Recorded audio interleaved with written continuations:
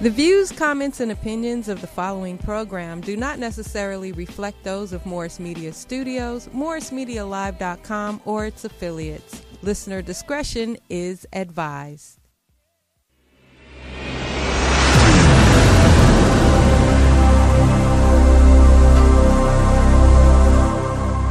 Brothers close to heart. What was a friend, now a ghost in the dark. Hard part about it, brother got smoked by a fiend. Trying to floss on a blind to a broken man's dream.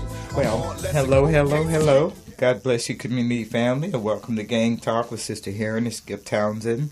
We're back again this Thursday as we were last Thursday and the Thursday before that. And how many years, Skipp? Oh, I don't know. I failed math, but 2009 till today. Wow. Appears to be, 9 years? Yes. Well, we started in radio in 2009. Right. This is our third year at Morris Media. Yes. So this is our third year at Morris Media, and we're so happy to be here and so happy to welcome you to this very important community hour that we'd like to share with you. And I want to thank Skipp Townsend for being our co-host for a lot of those years. Most of them. Well, as always, sister, I got to give honor and praise to God. I'm grateful to be alive those years. So, being blessed with fresh air. I was arguing with my daughter last night about fresh air, and she says, "No, I need the money. Don't tell me to breathe." I was saying, "Breathe, baby, breathe." She said, "No, can I have the $38?" And I said, "Well, you know what? Tomorrow, try not breathing and see how far you get." Mm. I'm really grateful to be alive, and people, I believe, don't appreciate it. Yeah. If you stop breathing, that $38 won't matter. Don't even matter, right? Won't even matter. Yeah. So whatever it was, it'll be all right because she's your daughter, and I know she's in good hands. Right. So you ain't gonna steer her to do anything stupid, and I'm happy about that, Skipp. Yes, indeed. I'm happy. To be here. Yes. So we always start by thanking our guests from last week. Yes, indeed. The guests from last week. I want to say thank you to the guests from last week. But because of all the childhood stuff I did, I can't remember who was the guest. The trauma of being a dad, okay? Oh, right. We had guests last week. Yes, Candy. Yes. Oh, yes. Candy and Eddie. Eddie Willis, yes, indeed. How could I forget that? Pontificating Eddie. Oh, and Candy.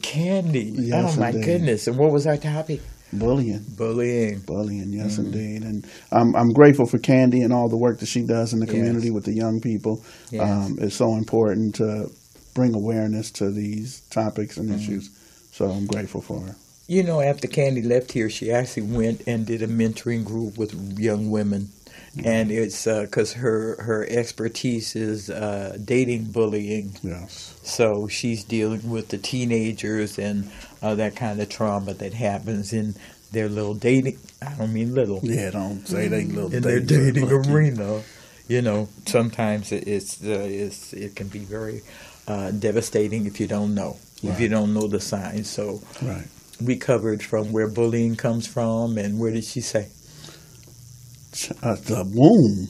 She took it back to the womb. So I've heard about from the ages of 2 to 6, but she said even in the womb, the child is reacting to the parent, and if the parent is defense mechanism, certain voices and things of that nature, right? Then that child makes a commitment at an early age. Is I'm not going to deal with this. I'm not going to be the one to be tense, and sometimes it comes out aggressively. So, well, what she said, to be candid too, even if it doesn't happen in the womb, it happens from the home. Oh, definitely. It's a learned behavior from the home. Yes. So, that was an excellent conversation to help us understand some of the things that our kids go through. So, we really appreciate her and Eddie coming last week to have that very serious conversation about bullying.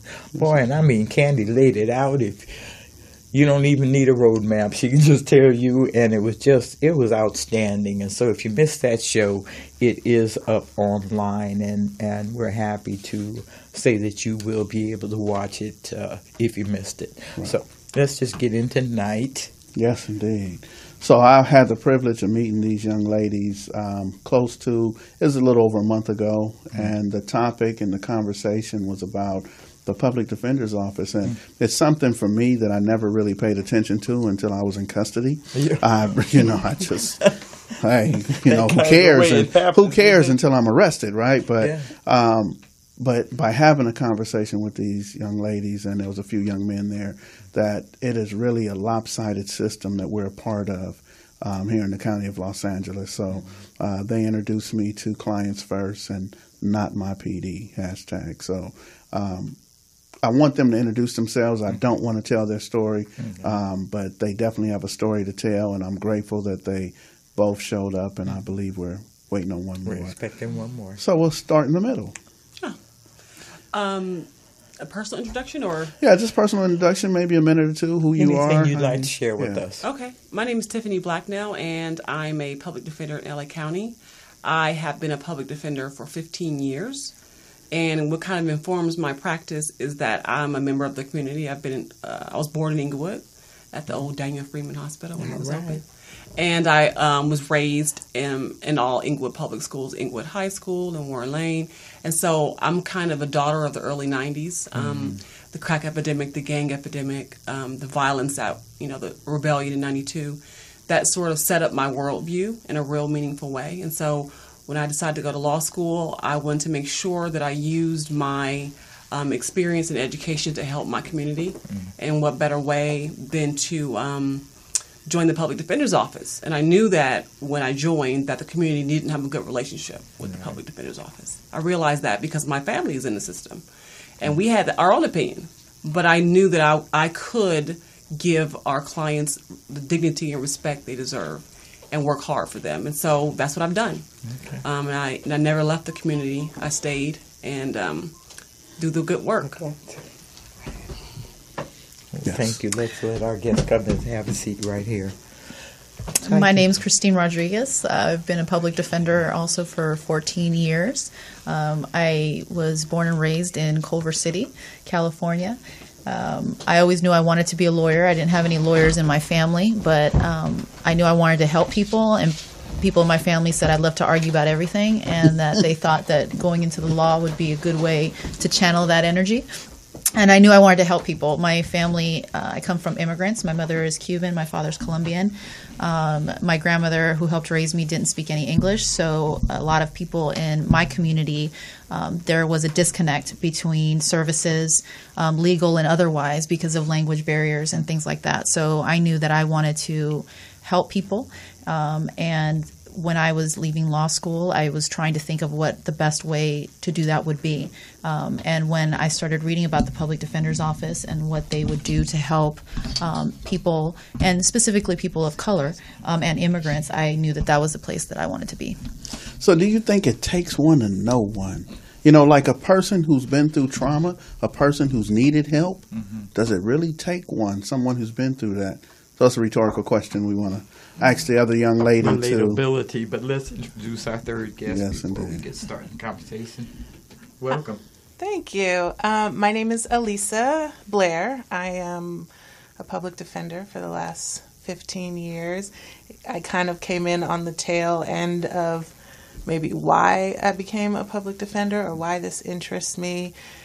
And I think very similar to, I know, Tiffany's story. I grew up between the San Fernando Valley and Inglewood. Okay. I experienced a lot of observing criminal proceedings with my stepfather and felt like I could do better and felt like he wasn't always getting the best defense, even while dealing with issues of not caring for him as an individual and not liking the relationship. I feel like I was still able to see that in terms of a system and in terms of a cycle that he was just consistently running through something rather unsuccessfully, and felt there had to be something better that could be done for the community, and came to a place of, did I want to go into criminal justice or go into education as far as how can I help people of color and poor people and people who look like me? I think that's a really dynamic connection between the three of you. Your sense of concern over the condition and seeing that it's not quite what it should be. I think that's a very strong, powerful, connected message between the three of you. But Skipp, invited you here for a very specific conversation, and so I'm kind of like a guest tonight. I came to listen. Right. So I'm very impressed that I'm sitting among local ladies that are dedicated to what you do and have been doing it for over a decade. Right. That says a lot about you right there. So, Skipp, I'm going to let you lead this. Well, actually, in all the meetings we have, Tiffany kind of leads. So we're going to go with Tiffany because she is well-versed on what is going on and kind of, I want to say we need an organizer, and she's been great at it. And there are concerns. And, Tiffany, if you wouldn't mind sharing some of the concerns because the community really doesn't know. Sure. Thank you. So the Public Defender's Office in LA County is the largest office in the country, the biggest public defender office in the country. It's also, we have 650 lawyers. We are the oldest office in the country. And so we could wield a lot of power in a positive way if we were under the correct leadership. And so what's been happening in the office has been a failure of leaders, has been people without the vision that would connect the community with the office, that would do the work that we need to free our people, to basically decarcerate America. And that should be the goal, ending mass incarceration. And so what the Board of Supervisors in LA County, they're the ones that appoint the head of our office. About a month ago, a little over a month ago, they appointed a person named Nicole Davis Tinkham, who is currently our interim public defender. She was appointed about a month ago to be a public defender for 6 months. She has never practiced criminal law. She has no stated history or experience with working with people of color, with immigrants, with the homeless, with the mentally ill, with the addicted. And so we believe, and these are the lawyers of the resistance. This group is formed from this moment in our office where we are without a leader. We formed this group called the Lawyers of the Resistance, and we have gotten together to make it known to the Board of Supervisors that we want a leader that is committed to our community, that's committed to the people of LA County, to the most vulnerable people in LA County, which are the poor, the mentally ill, the accused. And so we basically did a rally on the 12th of February.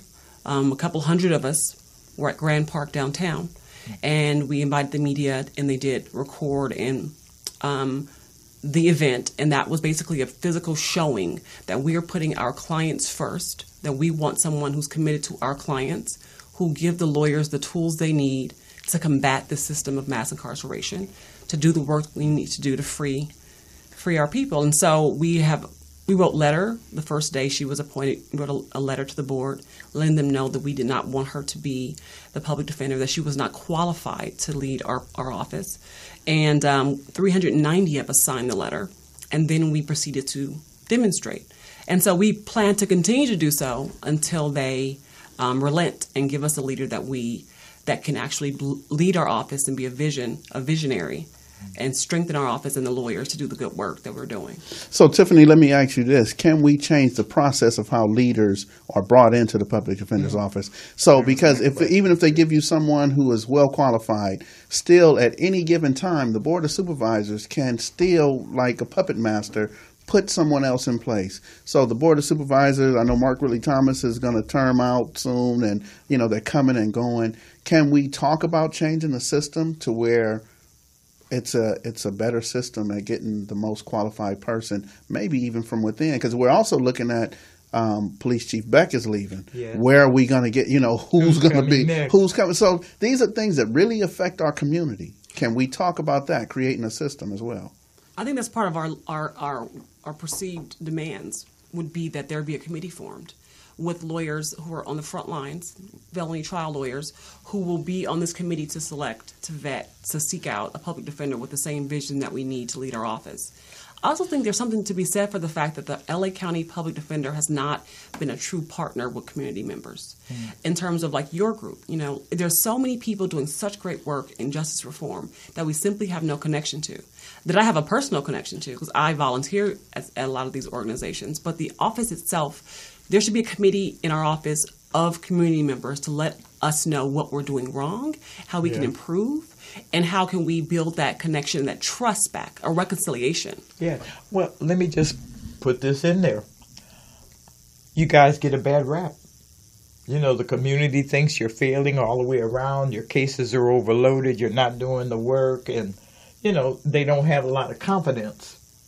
And when you're putting somebody in leadership over you that has no experience, well, that ought to be a concern to everybody, including me. But still, at the same time, what do we need to do to make the public defenders operate better, more successfully? And since you are the ones that are actually doing the work, whoever's the leader is, it really doesn't matter. They're just a figurehead. But you are actually the ones on the ground doing the work. How do you feel about that?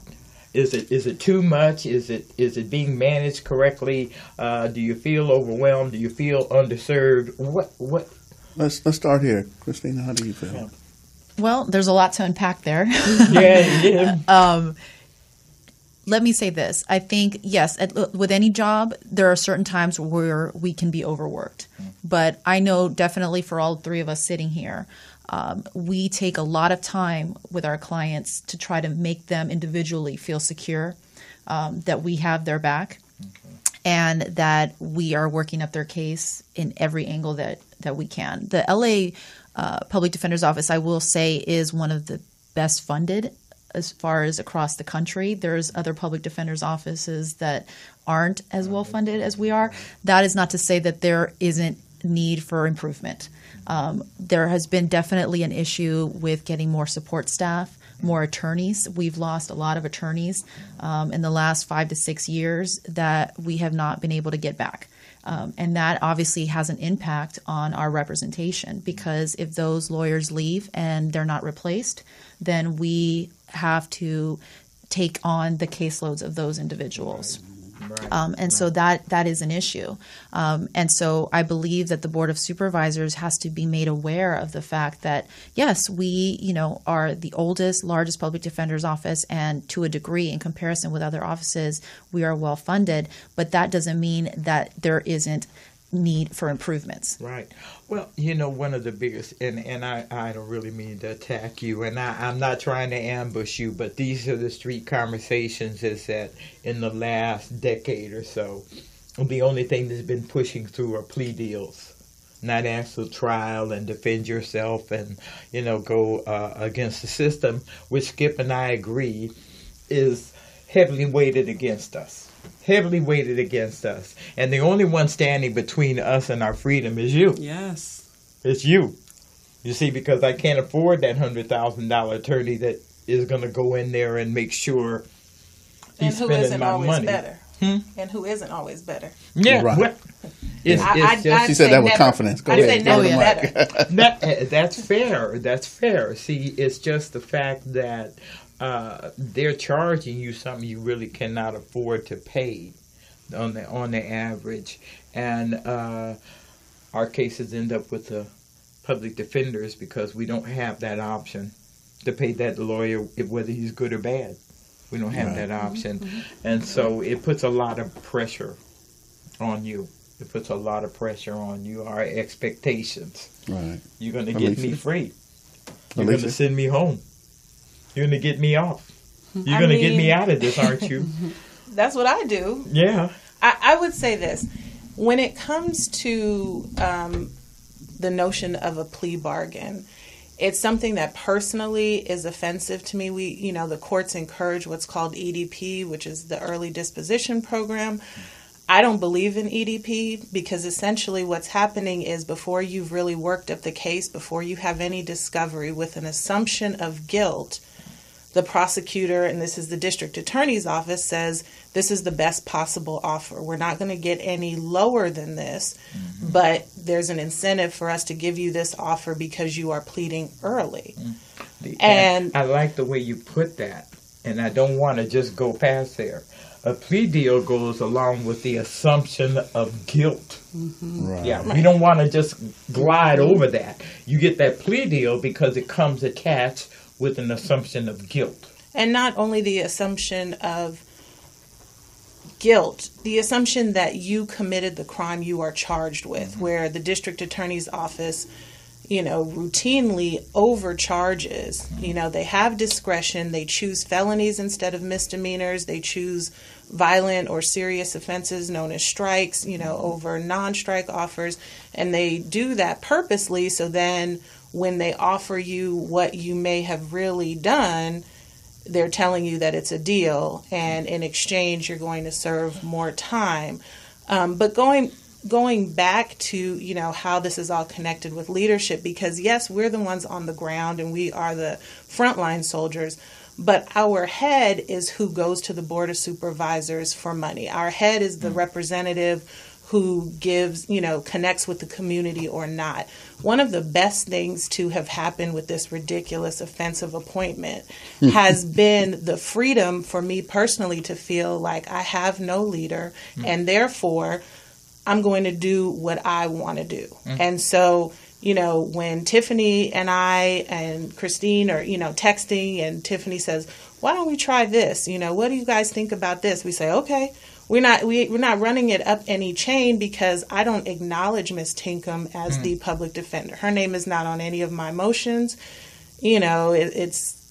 She's not somebody who is qualified, so she's not someone who I am going to entrust the office that I love so much with. Yeah. So I don't acknowledge her at all. And in fairness to all of you, aren't we kind of living in those times where from the top of our leadership, they're appointing people that are not familiar at all with what they're being appointed to do? And it seems to be a pattern of conduct that's going on right now. It is a political appointment rather than a service, and coming in to make some changes that are going to help. The mic back.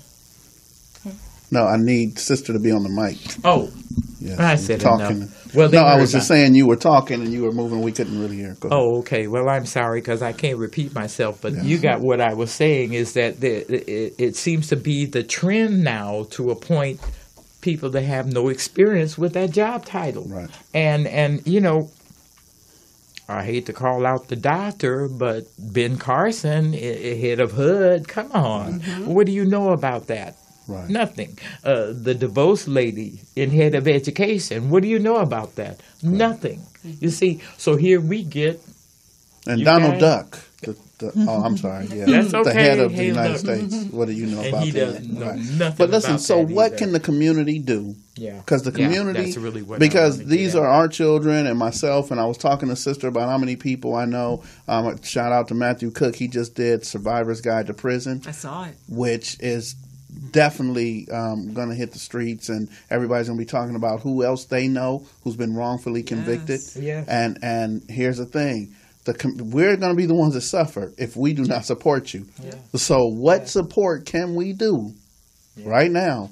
Because I need to get support. I got kids, And how can we help? I got children. So our plan between now and National Public Defense Day, which we're celebrating on the 19th of March. We're going to do some community town hall sort of meetings where we do a couple things. And that's one thing is the new case that came out, the Humphrey case. It affects bail. And so now people are entitled to have hearings for bail wherein we submit information about their lives, about their ability to pay, about their support system, about their ability to make their court dates. And we need the community to join us in that. We need our clients and their families to help us present the information to the court to get their people home. Pending the trial. So you don't have the forced plea. You don't have someone in jail so they plead to get home. You want to prevent that from happening by setting them free early because you're right, they are presumed innocent. And so we want to help the community empower them and let them know what to do. If your loved one's arrested and your bail hearing's in 5 days or in 10 days, what do you need to bring to court? Employment information, etc. So we're doing these 5 town hall meetings in the districts around the county.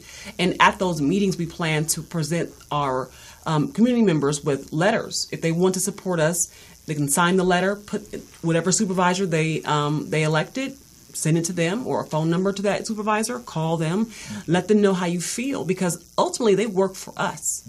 I'm a Inglewood City resident for 41 years. And so in my mind, those are my supervisors, not just my boss. they are my elected officials. And so they're accountable to the people. Right. And if they don't put someone in this spot that's going to take care of our clients, then we should get them out. I agree. I agree too. But this is who we're really approaching this with, is to the Board of Supervisors. We want to be real clear that that's who we need to go after to make this straight. And, this is very unusual for us. This show, this is gang talk, and I'm one of those that expecting you to get my family out of jail and send them home to me. Okay? Girl, me and you both. Okay. And, and prayerfully, my family is innocent. Okay, I'm not trying to get you to send the guilty home back to the community. No. They deserve a second chance too now. Yes. Well, if you do the crime, come on, we have to be fair about this. Well, we got to be fair about sentencing too. Yeah. That's what I was about to say. Yes, the whole the process, problem. and Elisa kind of touched on this, is in terms of overfiling, how the DAs do it. The whole system is very draconian. No, say that again in a different way, please. Yeah, because we don't know what draconian is. The system, it's very rough, and it tries to penalize people as heavily and as strongly as possible. Okay. And so... and then they want people to then go back into the community after being locked up in a cage for years and years and just assimilate right back. Right. When they overcharge you like that, what's the likelihood of you being locked up because of all the overcharging? I mean, is the overcharging that successful? Well, that raises the bail, number one.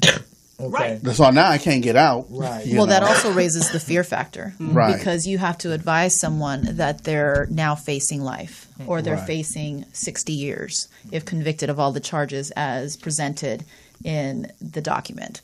So if then all of a sudden they are offering a time served to plead. I'm going to plead. Because I want to go home now. Yeah. Or even, let's not even make it that, even 2 years. Let's say you're facing, 25 years and they're asking you to plead to 2 years at halftime. I'm guilty. I have 55 years over my head and they got it down to 5. My mama started crying. I said, Mom, I'm going to prison for 5 years. I don't care what you crying for. Yeah. Right. Every day it happens. Right. Every day. You want to say something?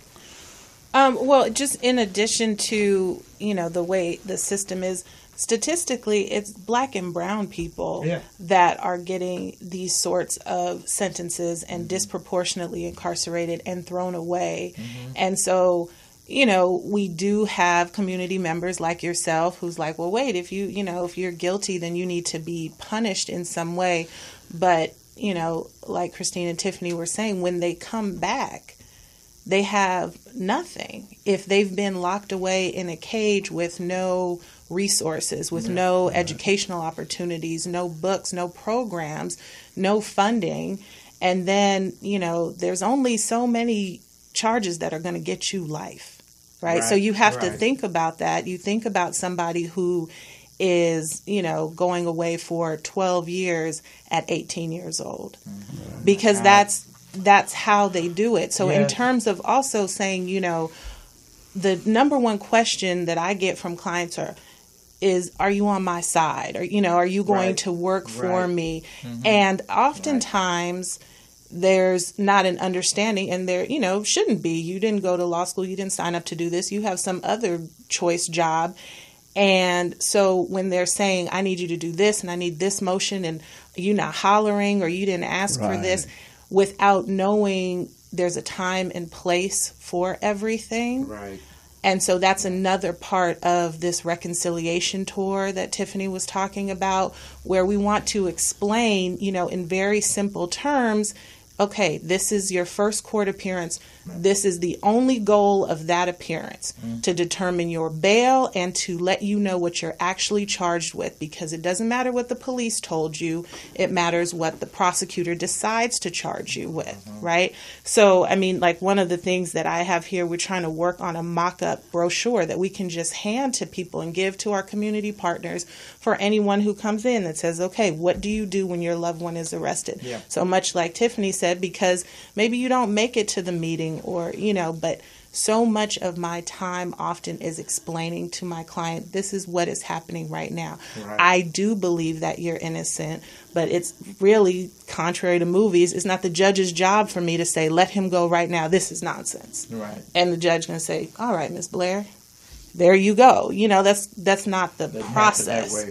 as frustrating as it is, because for a felony, the shortest amount of time you're going to be in custody if you can't afford bail before trial is 3 months. 3 months. And that's very rarely enough time to adequately prepare a case, which includes investigation and experts and that sort of thing.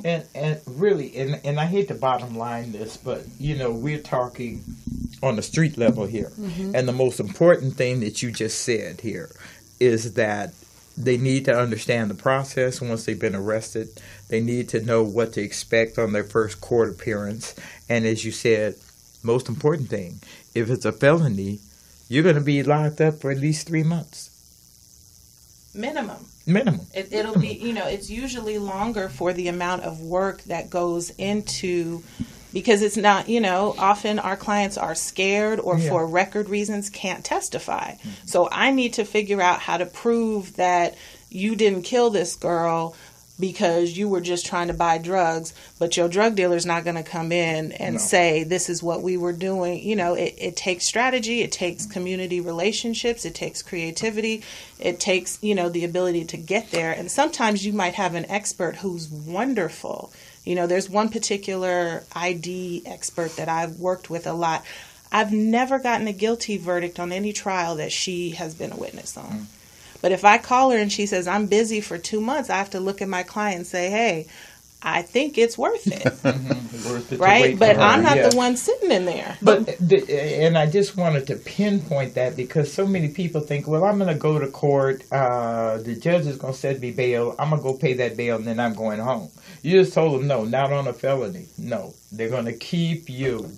If you pay bail, then you get to leave. But a lot of our clients, by virtue of us being public defenders, they can't afford. They're not paying bail. Is extremely high and ridiculous in California. Yeah, I would imagine. Skipp and I operate from the premise that the system is trying to keep us in lockup because we're very profitable.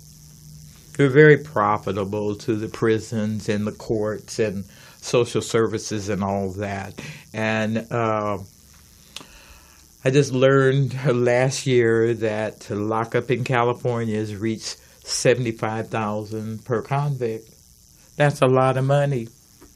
If you have empty cells, you see, so it kind of has, as I was not joking, but joking with Skipp, they'd rather have overcrowding than empty cells. Right. So this is the thing that you're up against. So the scales are unbalanced from the very beginning. Yeah, the scales are unbalanced. And I see that as a pressure against you as a public defenders. Well, let's even get deeper than that. Come on, get deep. Because it's not just about money. I mean, the prison telephone industry, for example, is a despicable monster. I just paid $30 a day, Global Tel Link. Listen, they rob our people. They rob their families. They rob their wives, their children. It is disgusting what they do with those packages and all the snack. Then the prison guards are selling phones to people in jail. It is a hustle for sure. Right. But at the core of it, though, the fact that black and brown men are packing those cells is not an accident. Yeah. No, it's not an accident. This whole ballooning of mass incarceration is simply an extension of slavery. Mm-hmm. That is what it is. The folks are way too comfortable seeing black men in chains since the beginning of this country's birth. And that is why it's so easy to cage us in the way that they do. If it were only white men and women in those cells, you better believe there will be an exodus. Well, that's even illustrated by the treatment of drug addiction at this point. Now, right. Okay. It changed. Did you see how it changed? Yeah. And by the way, I agree with it. I want people that are drug addicted, no matter what the drug is, to get help. That's what's necessary. Right. But it's just interesting that once the face turns to rural America, white America, that all of a sudden the emphasis becomes on treatment versus 15, 20 years ago. Mm-hmm. When it was a different face. It was about increasing penalties at every chance they could get. It wasn't just enough to incarcerate. It was you need to incarcerate for as long as you can. You reduce the age. Recovery. You reduce the age. You know how you talk about the New York Times had an article about the children of the opiate epidemic. And I was sick to my stomach because my peers are the children of the crack epidemic. And what they did for us is built cages. Right. 27 of them in California in the 90s. They built cages for us, and they reduced the age of majority, so they could put them in cages from 14 years old up forever. They did not care for us. They caged us. Right. Our co-host, Marcus Woods, who's off on the injury, they took him at 17 for something he didn't do, and they took 17 years from him. So at 17, we have a phone call. Oh, okay. Hello, caller. Caller, Hi, my name is Leah. Hi, Leah. Welcome to Game Talk. I have a question. Okay. How does my mentor, who did 17 to 19 years in jail for a crime that he did not commit, sign up for rehabilitation? Sign up for a certificate for rehabilitation. Okay, so we just talked about Marcus Woods, did 17 years. How can he get a certificate of rehabilitation when he did not do the crime? Is he in LA County or is he? Yes, he's LA County. So if I were him, I would go to the downtown office, this 210 West Temple, and on the 19th floor, that's our main office. I would give his name and tell him that he wants that, and a paralegal will contact him and set up a meeting time for him to explain his situation and do some research and see if he qualifies. But he should definitely do that. We do those services often for our clients. And for free. I was going to say, is there a charge, but it's for free. For free. All he has to do is show up. Correct. So, Leah, if you can, get your mom's car and take Marcus. And I mean, I drove like 2 times, so it's not that bad. Well, you're not old enough to drive yet, are you? Right. Yeah, but I really thank you for calling in with that question, because it's very important that we understand what we need to do to help ourselves. So that's why these ladies have joined us, and we thank you for calling. Thank you, Leah. You're welcome. Bye. Bye. Yes, indeed. Just as you was bringing him up, here it is. Well, Leah's our little bully expert, too. Yeah, she's actually trained for domestic violence. Yes, she is. She can facilitate. Yes, she can. Yes, and she's about 12. She is articulate. Yes, she is. On domestic violence laws and the root causes and stuff. So bullying. She asked her bully, are things okay at your house? Right. You know, so she's a child that has a lot of common sense. And so this is the same thing. This is bullying. This is really bullying. So, you know, the Public Defender's Office, LAPD, the Board of Supervisors, we are being bullied. We are forced into conditions. So if I were to tell any 3 of you ladies that I'm in an abusive relationship and I'm fearful for my life, would you tell me to continue that relationship? Mm-hmm. No. Right. So think about that. Our relationship with LAPD, I'm scared that I'm going to get killed or my children going to get killed. But I have to have a relationship with them. The Public Defender's Office, the District Attorney's Office. This is the system that we're in. And now that I've seen this movie that Matthew Cook did about the, prison guide to survival, I'm in an abusive relationship. And at any given time, this system can work against me and incarcerate me whether I'm guilty or not. Should I continue this relationship? The Board of Supervisors are bullying you? No, they're bullying us too. They're using them as the vehicle, but it's really a bullying against us. It's going to trickle down to us, but right now they're under the direct assault of this unknowing leadership that's going to come in and turn things around. What can you expect from this person? You really don't know, because she has no stated history in criminal law. She only ever defended the police in misconduct cases. When people defended the sheriff's department in misconduct. So that's the only thing we know about her in criminal law, is that she was on the side. Right there. That's what we believe. That's a conflict right there. And apparently the Board of Supervisors do not agree. But we are still firm in that belief, and that's why Elisa was saying we don't share our information with her. I do not share my case information. I don't talk freely in her presence about my cases. Number one, our duty is to our clients. Right. Clients first. Right. Clients first. And that has been my career and the career of my colleagues for 15 years. We are not going to, I don't care who it is. We fight judges every day. We fight cops every day. Right. We fight prosecutors every day and bailiffs. We are not going to be bullied by the board or Ms. Tinkham. And so I know they know that at this point, right? And we're going to go right to where they care about their constituents, their voters, their endorsements, the people. That's who are affected, and that's who we'll go to, and that's who they answer to. So don't worry about us. Right. So I wasn't. She was. I know y'all got it. Right? Top-notch attorneys right here. I'm just excited to see some action challenging foolishness that we've all been overwhelmed with in the last year. Mm-hmm. I'm really overwhelmed with the foolishness I see from the highest office in this country. So when I hear about the trickle down, it's like, dang, well, who can be surprised? Mm-hmm. Right. Everybody seems to be playing that trade-off game. Well, you're going to get a special appointment because it's me, mm-hmm. and I determine that I'm going to give that to you. So I have a problem that the board signed off on this. What were they thinking? They didn't just sign off. They did it because she didn't apply for the job. I mean, I think that's what's important for people to know. They just gave it to her. Sought her out from county council because the Los Angeles County Board of Supervisors treats all county organizations as though we are their children, right? So if you think about it that way, and they want their children to get along.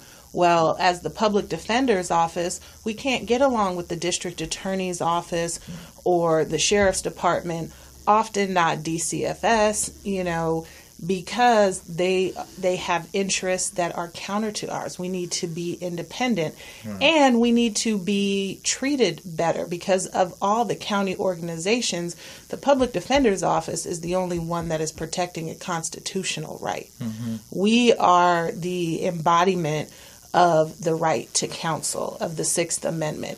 And, everyone else, they're just trying to make this machine work. And we are the only potential cog in that machine. And we are the ones who are on the front lines, as we talked about.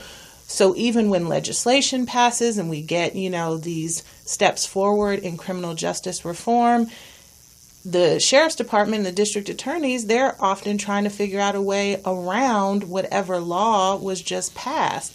And then we have to go in and fight. So for us to be the office that is being mismanaged and, not given ahead, not making attractive packages available to applicants, they're trying to say nobody wants the job. That's not true. It's they're not offering anything. So here's the thing. Light bulb just went off in my head. I asked a question. I was serious. If I'm in an abusive relationship, I need to get out. Right. And this just answered it right here, that there is no way that the public defender's office should be in this system as you speak. It should not be a part of this system. It should be a separate body to its own. It has to leave that relationship. It's just as simple as that, or the community will continue to suffer. We flirted with the idea of trying to make this an elected position. Right. Where someone is accountable directly to the voters. And that would take an amendment to the county charter. But that may be something that needs to happen so that we could have our leader have the independence to speak out against, police brutality and misconduct and legislation that's on the books. That may need to be.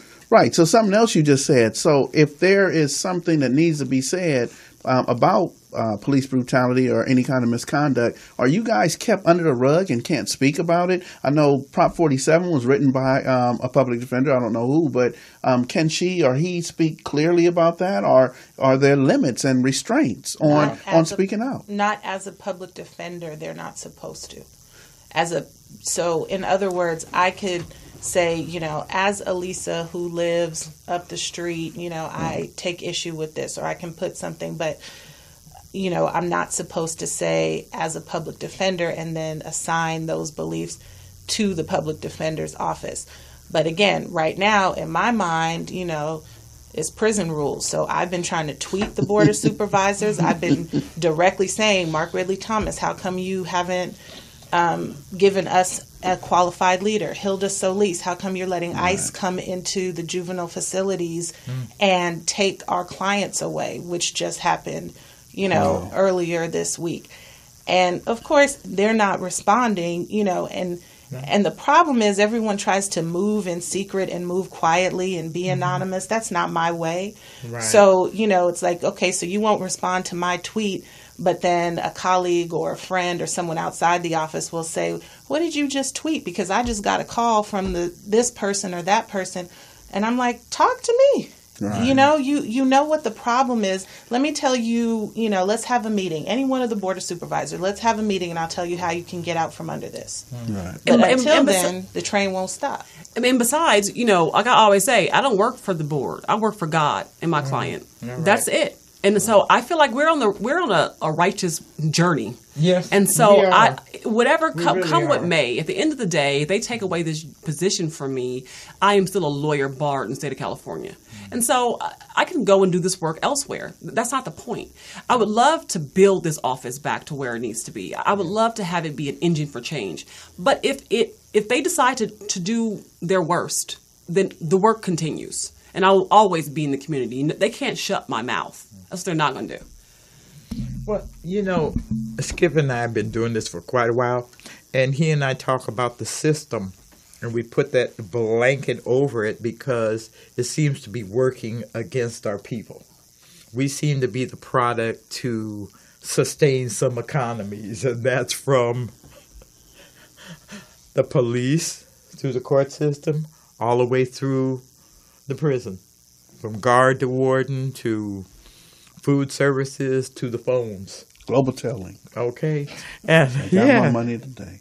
The overtime that goes with it. And somebody joked years ago that if the DEA actually won the war on drugs, they would have to forfeit their budget. Right. Okay.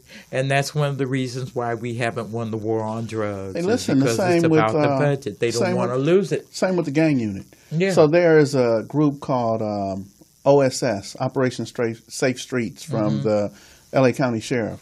And they're countywide.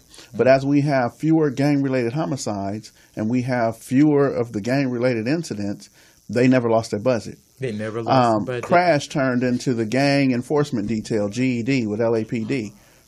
They still have a full unit. 77 Southwest have their own. Everyone has their own gang enforcement detail. However, we have less gang violence, less gang homicides, but they never lost their budget. Something to think about. It's the system. The system is set up. It's designed. I'm going to keep saying that. $75,000 for a body in that bunk versus the empty cell. What would you do? You're the businessman. This is your business. What would you do? Open up a prison. It seems profitable. But the problem and buy stock on Wall Street. As a community, though, we have to start considering our role that we played in this building of mass incarceration. Yes. Because they play on our fears with gang violence and super predators and these youngsters are carjacking and shooting and drive-by shooting. And our communities have been victims of violent crime as well as the perpetrators. Mm-hmm. In my own family, that has been true. However, we cannot look at it that way. The dehumanizing way they treat people in the system cannot be tolerated. I don't care if you're guilty. If you need to be treated like a human being, you don't lose your humanity with an adjudication of guilt. You should still be valued. You should still be rehabilitated. Because a 17-year-old commits a gang homicide does not mean his life is over. No, it means he needs to be rebuilt. Yeah. And I understand the punishment component. I get that. But you can't cage humans forever. And you can't put them in these tiny, dank cells for 20 and 30 years and expect them to reintegrate into the community. This is exactly what they have been doing. So under Prop 47, everybody's afraid, they're going to let the killers out. They're going to run up and down the street and they're going to carjack me and burglarize my home. And the whole point was they were minimum offenders. Yeah. Not murderers. They weren't releasing murderers and rapists. This is my understanding. But at the same time, there was that side that wanted them to stay in lockup. Yeah. If you're in lockup, you're presumed guilty. But can I say, to bring it back full circle, that this is why it's important to have a qualified leader, because the narrative for too long has been dictated just by the prosecution and by the sheriffs. Yeah. And by the media. Right. Well, and the media... Once they get that information... So for officer-involved shooting, say it happens right now while we're speaking.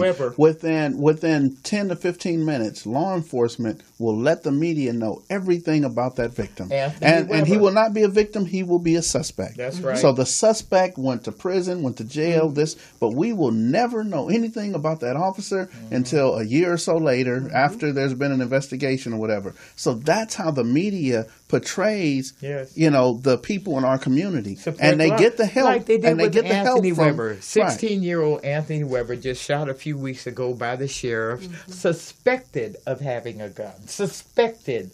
No evidence. Right. No body camera to show that, he turned on the officer and threatened that officer's life. So here we are again with, they said it was this way. The media agreed with them. The family said they're lying.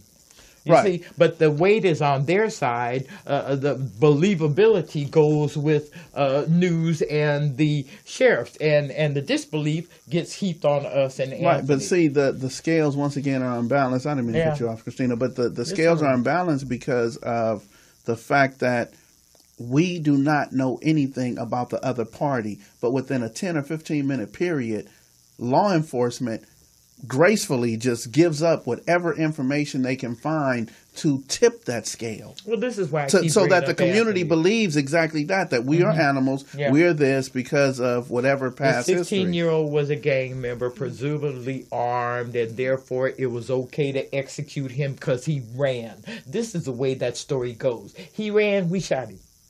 Case closed. You see, so the difference is Anthony doesn't get that second chance.